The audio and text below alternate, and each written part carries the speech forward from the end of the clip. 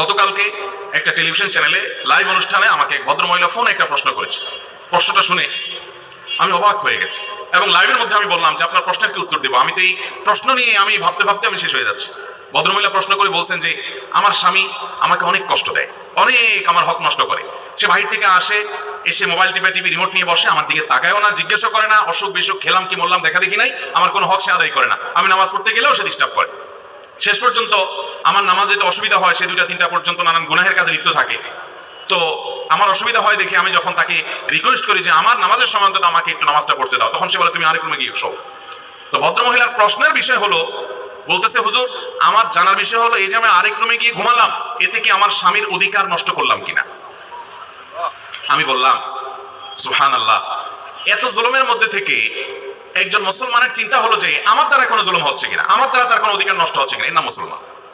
এটা হলো খাঁটি মুসলমানের আলামত।